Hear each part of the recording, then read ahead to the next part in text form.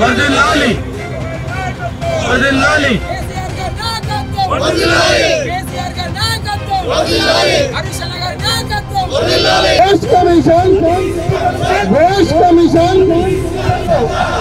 కాళేశ్వరం జలాలు.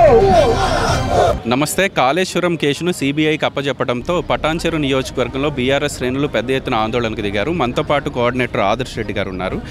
ముఖ్యమంత్రి రేవంత్ రెడ్డి గారు కాంగ్రెస్ ప్రభుత్వం చాలా స్పష్టంగా చెప్తూ ఉంది, ఈ కాళేశ్వరం విషయంలో పెద్ద ఎత్తున అవినీతి జరిగింది కాబట్టి సీబీఐకి అప్పజెప్తున్నామని. అవినీతి జరిగిందని చెప్పి రేవంత్ రెడ్డి గారు లేకపోతే పీసీ ఘోష్ గారు చెప్తే కాదు. ఎందుకు సీబీఐ ఎంక్వైరీ చేసిరన్నది కూడా మీరు ఆలోచించాలి. ఇది న్యాయస్థానంలో మనం ఇప్పుడు హైకోర్టుకో సుప్రీంకోర్టుకో పోతే అక్కడ ఎట్లా వీళ్ళు చేసిన కమిషన్ రిపోర్ట్ ఏదైతుందో అంత దాని డొల్లా దాంట్లో ఏమీ లేదని చెప్పి మరి న్యాయస్థానాలు ఎట్లా కొట్టేస్తాయి. కాబట్టి మరి మనం ఏదో రకంగా సీబీఐలు వేసేస్తే అది కొన్ని రోజులు మమ్మల్ని సతాయించి బీఆర్ఎస్ పార్టీ కేసీఆర్ గారిని సతాయించాలి, వాళ్ళని ఇబ్బంది పెట్టాలన్న ఉద్దేశంతో ఇవాళ సీబీఐ ఎంక్వైరీ చేసారు. మాకేం భయం లేదు. కాకపోతే కాళేశ్వరంని ఎండగొడతామని చెప్పి ఏదైతే ఆలోచన ఉందో ఆ ఆలోచన మరి రేవంత్ రెడ్డి గారు విరమించుకుంటే మంచిది, లేకపోతే మాత్రం బీఆర్ఎస్ పార్టీ తరఫున తీవ్రంగా ఉద్యమిస్తామని చెప్పి తెలియజేసుకుంటాం. ప్రభుత్వానికి సంబంధించిన మంత్రులంతా అసెంబ్లీ వేదికగా వాళ్ళ ప్రశ్నలను లేవనెత్తుతున్నప్పుడు హరీష్ రావు ఎంతో కొంత సమాధానం ఇచ్చే ప్రయత్నం చేశారు.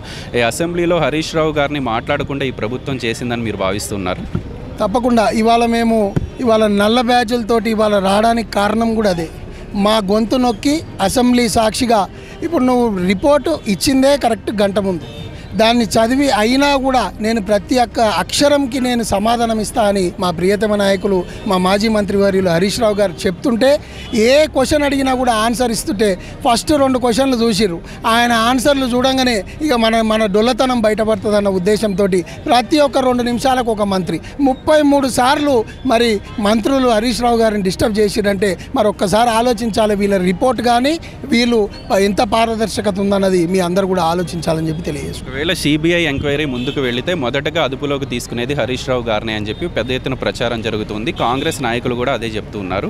ఎట్లా భవిష్యత్ కార్యాచరణ ఎలా ఉండబోతుంది? హరీష్ రావు గారు మా బీఆర్ఎస్ పార్టీకి వెన్నుముక్క. మరి కేటీఆర్ గారికి అత్యంత సన్నిహితంగా ఉండి వీరు కలిసి ఇద్దరు బావబామర్దులు కలిసి వాళ్ళిద్దరు పనిచేస్తుంటే మనం ఏమి చేయలేమన్న ఉద్దేశంతో ఇందులో ఏదో ఎవరినో ఒకరిని పక్కకు జరపాలన్న ఉద్దేశంతో మరి ఈ సిబిఐ ఎంక్వైరీ పేరుతోటి బీజేపీ కాంగ్రెస్ వారు ఆడుతున్న నాటకం తప్ప మరి హరీష్ రావు గారు నేను ఇందాక చెప్పినట్టు మనం ఏమైనా చేస్తే తప్పు చెప్పాలి. ఏ నాయకుడన్నా ప్రతి అక్షరంకి నేను ఆన్సర్ ఇస్తా అన్న నాయకుడు ఎవరు లేరు. మరి హరీష్ రావు గారు అసెంబ్లీ సాక్షిగా అన్నారు అంటే మేము ఎంత నిజాయితీగా కాళేశ్వరాన్ని కట్టినామో మీరందరూ కూడా ఆలోచించుకోవాలని చెప్పి తెలియజేసుకుంటాం. ఫైనల్గా గడిచిన 2 సంవత్సరాల్లో కాంగ్రెస్ పాలనలో అభివృద్ధి పరుగులు పెడుతుంది అని చెప్పి కాంగ్రెస్ నాయకులు పదే చెప్తున్నారు.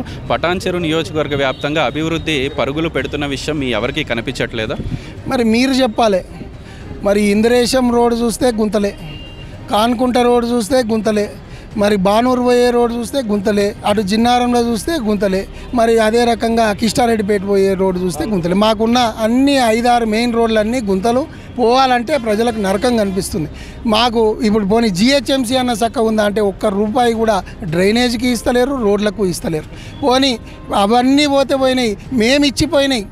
మేము రిజిస్ట్రేషన్ ఆఫీస్ ఇచ్చినాము, మన కేసీఆర్ గారు శాంక్షన్ చేశారు. అది తెచ్చుకునే నాదుడు కూడా ఇవాళ పటాన్చెరులో లేడు.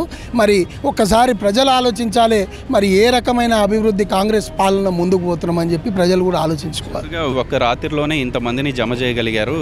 బీఆర్ఎస్ పార్టీ ఎక్కడుంది అనే వాళ్ళకి మరోసారి కనువిప్పు కలిగిందని నేను అనుకుంటూ ఉన్నాను. మేము మళ్ళీ కూడా చెప్పినాం, ఈడ మాకు నాయకత్వ కొదవ లేదు.